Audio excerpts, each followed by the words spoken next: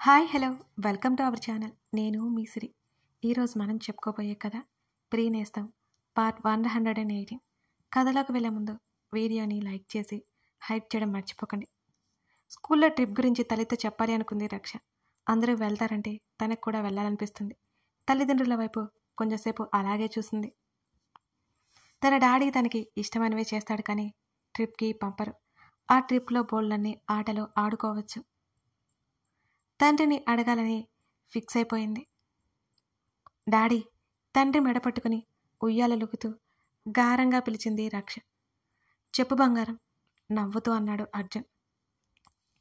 మా స్కూల్లో ట్రిప్కి వెళ్తున్నారు డాడీ, నేను కూడా వెళ్తాను అని అడిగింది రక్ష. అవునా, ఎక్కడికి? ఏమో డాడీ. వద్దు బంగారం అని అర్జున్ చెప్పాడు. డాడీ అని అలకగా చూసింది. నువ్వు చాలా బుజ్జిదానివి బంగారం, అక్కడ ఎలా ఉండాలో నీకు తెలియదురా అని అర్జున్ సర్ది చెప్పాడు రక్షకి.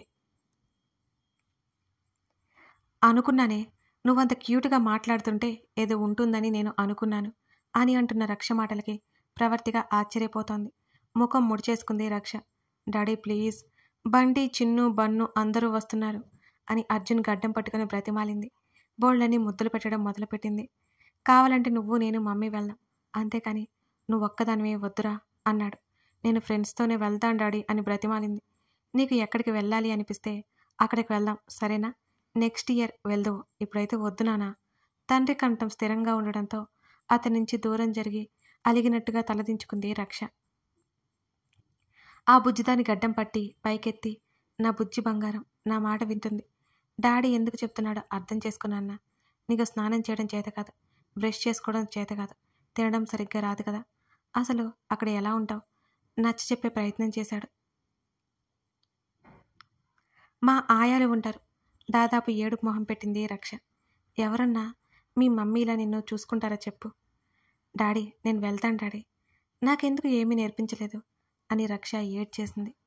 అర్జున్ చూడలేకపోయాడు. కూతుర్ని దగ్గరికి తీసుకున్నాడు. అది కాదు బంగారం, నువ్వంటే డాడీకి మమ్మీకి చాలా ఇష్టం. నేను చూడకుండా 1 మినిట్ కూడా ఉండలేం కదా. నువ్వు ఎక్కడికైనా వెళ్తే మమ్మీ డాడీ ఏమైపోతారు చెప్పు? నీలాంటి బ్రేవ్ గర్ల్ మమ్మీతో లేకపోతే మమ్మీకే భయం అని అర్జున్ కూతురు తలనిమురుతూ సర్ది చెప్పాడు. తను ఏదైనా చెప్పగానే వెంటనే ఒప్పేసుకునే తండ్రి ఇన్ని మాటలు చెప్తుంటే ఇక అర్థమైపోయింది పంపించరని రక్షకి తనని. ఇక మౌనంగా వెళ్ళి తన బుజ్జి బెడ్ మీద అలిగి పడుకుంది. ఎప్పుడైనా అందులోకి వెళ్ళమన్నా వెళ్ళదు. తండ్రి దగ్గరే పడుకోవాలని గొడవ చేస్తూ ఉంటుంది.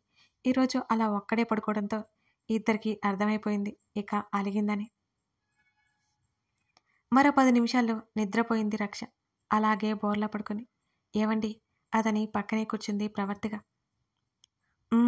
కూతురు వైపు చూస్తూ ఉన్నాడు అర్జున్. అలిగిందండి అంది. రేపటికి సెట్ అవుతుందిలే, డోంట్ వర్రీ. రక్ష నేను మాత్రం అసలు పంపించలేను. తన్ని తను ప్రొటెక్ట్ చేసుకోవడం ఏం తెలుసు?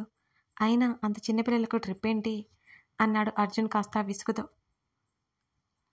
పోనీ పేరెంట్స్ ఎలా ఉంటుందేమో చూడండి అని ప్రవర్తిక అడిగింది. నాకు తెలిసి అలా ఏమీ ఉండదు, ఈసారికి వద్దులే అని అర్జున్ చెప్పాడు. రక్ష అర్థం చేసుకుంటుంది. చూసావు కదా, చెప్తుంటే వింటుంది కానీ ఏడ్చి గొడవ చేయట్లేదు. ఏం పర్వాలేదు, తను కాస్త పెద్ద అవ్వాలి. నలుగురు మధ్య వెళ్ళిందంటే అప్పుడు తప్పిపోతే పరిస్థితి ఏంటి అని అర్జున్ అడుగుతుంటే ఒక క్షణం గుండె ఆగినంత పనైంది ప్రవర్తికకి. వద్దు వద్దు, కావాలంటే మనం ఎక్కడికైనా వెళ్దాం, దానికి కూడా బాగుంటుంది అని ప్రవర్తిక చెప్పింది. సరే అని అర్జున్ అన్నాడు. అక్కడి నుండి లేచి రక్ష దగ్గరికి వచ్చి సరిగ్గా పడుకోబెట్టి కూతురి తల మీద ముద్దు పెట్టుకున్నాడు అర్జున్. ప్రవర్తిక నవ్వుకుంది. అతని దగ్గరికి రాగానే అతని హృదయం మీద వాలిపోయింది. అలవాటుగా అతని ఛాతీ మీద రాస్తూ నిద్రలోకి జారుకుంది. ఉదయం కల్లా రాత్రి విషయం మర్చిపోయినా హుషారుగా మారిపోయింది రక్ష.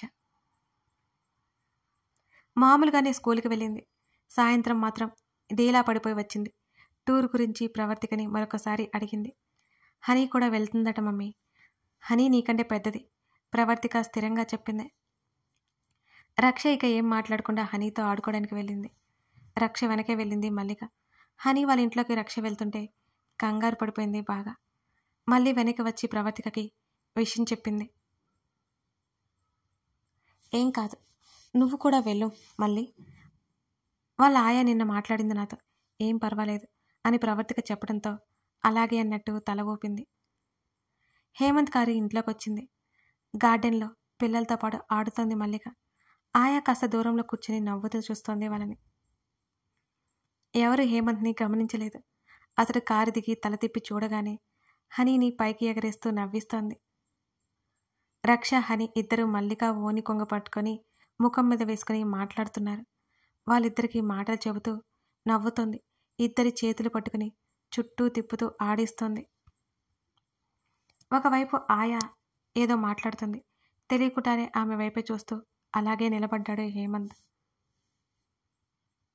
కాసేపటికి తేరుకుని అక్కడి నుంచి గదిలోకి వెళ్ళిపోయాడు. అతడు ఫ్రెష్ అయ్యి బాల్కనీలోకి వచ్చి చూశాడు. ఆయా ఏదో తెచ్చి పెడితే పిల్లలిద్దరికీ జాగ్రత్తగా తినిపిస్తూ ఆయాతో మాట్లాడుతోంది. అప్రయత్నంగా తల ఎత్తి చూసిన మల్లికాకి బాల్కనీలో హేమంత్ కనిపించగానే ఆమె అదిరిపడింది. అతడు తమ వైపే చూడడంతో గబుక్కున తలదించుకుంది. ఆ విషయం గమనించిన హేమంత్ ఆమెనే చూస్తూ నవ్వుకున్నాడు. ఇంత భయమేంటి ఈ అమ్మాయికి? అసలు ఎవరీమే? రక్ష పిన్ని పిన్ని అనడం గుర్తుకొచ్చి ప్రవర్తిక చెల్లెలేమో అనుకున్నాడు హేమంత్. అతను చూస్తున్నాడని తెలిసి మల్లిక మాట్లాడడం మానేసి పూర్తిగా తల కిందగా వాల్చేసింది. ఆ విషయం అర్థమయ్యి హేమంత్ అక్కడి నుంచి గదిలోకి వెళ్ళిపోయాడు. కాసేపటికి మల్లిక తలెత్తి చూసింది. అక్కడ హేమంత్ లేకపోవడంతో ఆమె ఊపిరి పీల్చుకుంది. మరో 10 నిమిషాల తర్వాత రక్షణ తీసుకుని ఇంటికి వచ్చింది. మరో 2 రోజుల్లో అర్జున్ పుట్టినరోజు. ఆ తర్వాత వెంటనే మరికొద్ది రోజుల్లో రక్ష చనిపోయిన రోజు. అతడు ప్రతిక్షణం రక్ష జ్ఞాపకాలను మోస్తూనే ఉంటాడు. ఆ భారం అతడి గుండెల్లోనే దాచిపెట్టుకోవడమే అతడికి ఇష్టం, అంతే. అది బయటపడటం నచ్చదు. ఎంతకీ బయటపడ్డం. అప్పుడప్పుడు మాత్రం ఉద్వేగపడిపోతుంటాడు. ప్రవర్తిక అతన్ని ఆ సమయంలో పసిపిల్లల్లా చూసుకుంటుంది. ఆ విషయం గురించి ఆలోచిస్తుంది ప్రవర్తిక. తల ఎత్తి రక్ష ఫోటో వైపు చూసింది. రక్ష గుర్తుగా రక్ష బిడ్డ ఉంటే ఎంత బాగుండేది. పాపం తనతో పాటు తన బిడ్డ కూడా ప్రాణాలు కోల్పోతుందని రక్ష ఎంత బాధపడి ఉంటుందో. చప్పుని తిరిగిన కన్నీళ్లను తుడుచుకుంది ప్రవర్తిక. ఒకరి కోసం ఒకరు అనుకున్న అర్జున్ పరిస్థితి ఎలా ఉంటుందో తనకే బాగా ఎవరికి తెలుసు. వసుంధరకు కాల్ చేసింది ప్రవర్తిక. పిన్ని అని పిలవడం ఎప్పుడో మానేసింది. అమ్మ అమ్మ అదే అలవాటైపోయింది ప్రవర్తికకి. అమ్మా! ప్రవర్తిక ఆ మాట వినగానే చెప్పరా ఎలా ఉన్నారు? నా బంగారు తల్లి ఏం చేస్తుంది అని నవ్వుతూ అడిగింది వసుంధర. మీరు ఇక్కడికి ఎప్పుడు వస్తున్నారు ముందు అది చెప్పండి. ప్రవర్తిక సీరియస్గా అడిగింది వసుంధర్ని. నా కూతురికి ఇప్పుడు ఎందుకంత కోపం వచ్చినట్టు అని అడిగింది.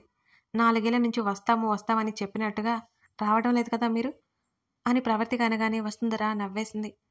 నేను ఆయన గారి మీద రోజు గొడవ పెట్టుకుంటున్నాను ప్రవీ. నా మాట వింటే కదా మీ బాబాయ్ అని అంది వసుంధర కృష్ణమూర్తి మీద కంప్లైంట్ చేస్తూ. నాకు తెలియదు, మీరు వచ్చి తీరాల్సిందే. ఆయన పుట్టినరోజు గుర్తుంది కదా. నేను లాక్కొచ్చేస్తానులే మీ బాబాయ్ని. బంగారం ఏం చేస్తుంది? ఆడుకుంటుంది.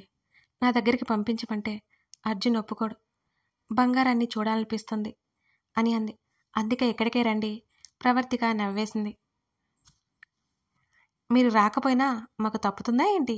మిమ్మల్ని చూడకుండా మేము అసలు ఉండలేం కదా అని వసుంధర నవ్వేసింది.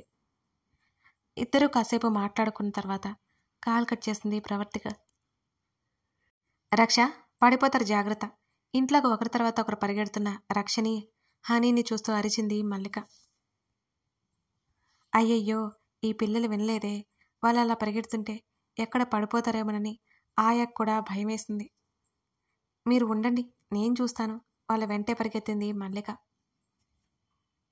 పిల్లలిద్దరూ మెట్ల వైపుకి వెళుతుంటే మరోసారి కేక వేయగా ఇద్దరు వెనక్కి తిరిగి చూసి నవ్వి పట్టుకో పిన్ని అని అరిచి వెళ్ళిపోయారు. మల్లిక గబగబా మెట్లెక్కి పైకి నడిచింది. కానీ పిల్లలు ఎటువైపుకి వెళ్లారో ఆ ఇంట్లో అర్థం కాలేదు. రక్ష, హని పిలుస్తూ చుట్టూ గమనిస్తూ ఓరగా ఆ గది తలుపు తెరిచి ఉండడంతో అక్కడే ఉన్నారని నవ్వుకుంటూ వెళ్ళింది మల్లిక. దొరికిపోయారు అని నవ్వుతూ అరిచి తలుపు తెరిచిన మల్లిక ఎదురుగా ఆమె కంటపడిన దృశ్యం చూసి ఆమెని ఆశ్చర్యానికి గురిచేసి బిగుసుకుపోయేలా చేసింది. స్నానానికి వెళ్ళడానికి సిద్ధంగా ఉన్న హేమంత్ నడుముకి టవల్ చుట్టుకుని ఎవరితోనో ఫోన్ మాట్లాడుతున్నాడు. మల్లిక గొంతు వినిపించగానే అతను తల తిప్పి చూసి ఆమె లోపలికి రావడం చూసి అతను షాక్ తిన్నాడు. అతని ఫోన్ కట్ చేసి మల్లిక వైపు నడిచాడు. అప్పుడు తేరుకొని గబుక్కున వెనక్కి తిరిగి పారిపోవాలని చూసిన మల్లిక చేతిని పట్టుకోవడం ఆగిపోయింది. ఒక్కసారిగా ఆమె గుండె జారిపోయిన ఫీలింగ్ కలిగింది.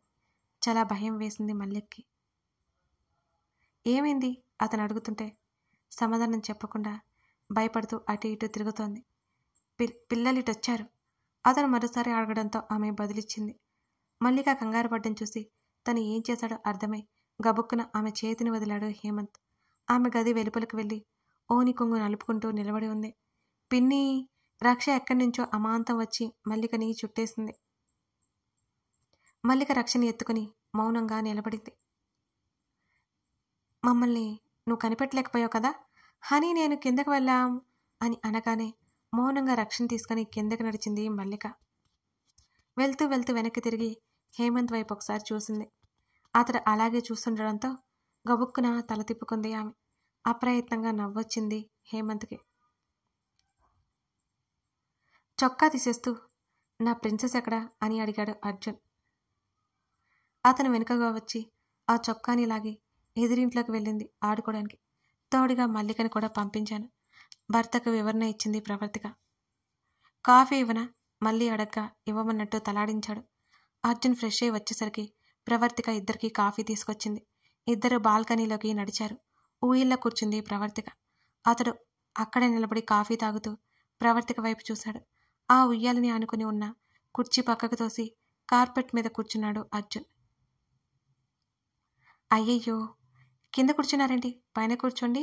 ప్రవర్తిక లేవబోతుంటే ఆమె ఒడిలో చేయేసి ఆగమన్నట్టుగా చూశాడు అతను. ఇప్పుడు గాని మీ కూతురు గాని చూస్తుందంటే నేనే మిమ్మల్ని కింద కూర్చోబెట్టాలని నన్ను చంపేస్తుంది బాబు అది అని ప్రవర్తిక నిట్టూర్చింది. అర్జున్ చిన్నగా నవ్వాడు. కాఫీ కప్ పక్కన పెట్టి ఆమె ఒడిలో ముఖం దాచుకుని అలాగే కళ్ళు మూసుకున్నాడు అతను. నెమ్మదిగా అతని జుట్టు సవరిస్తూ ఉంది ప్రవర్తిక.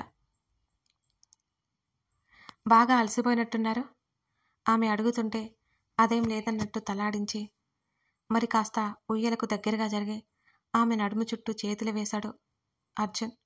చిరునవ్వుతో అతని తలని మర్దిస్తోంది ప్రవర్తిక. కాసేపటి తర్వాత అరుచుకుంటూ లోపలికొచ్చింది రక్ష. తల్లిదండ్రులని అలా చూసి డాడీ అంటూ తండ్రి భుజం మీద తన చిట్టి చేతులతో తట్టింది. ప్రవర్తిక నిట్టూర్చింది. అర్జున్ తల ఎత్తి కూతురు వైపు చూశాడు. తండ్రి మెడ చుట్టూ చేతులు వేసి ఒడిలోకి చేరింది. డాడీ ఆయాసంగా పిలుస్తున్న రక్షణ చూస్తూ ఎక్కువగా పరిగెట్టకూడదు అని చెప్పాను కదా బంగారం అని అన్నాడు సున్నితంగా మందలిస్తూ. సారీ డాడీ, ముందు నాకు ఆన్సర్ చేయి అని అంటూ తండ్రి నుంచి తల్లి వైపు చూపు తిప్పింది.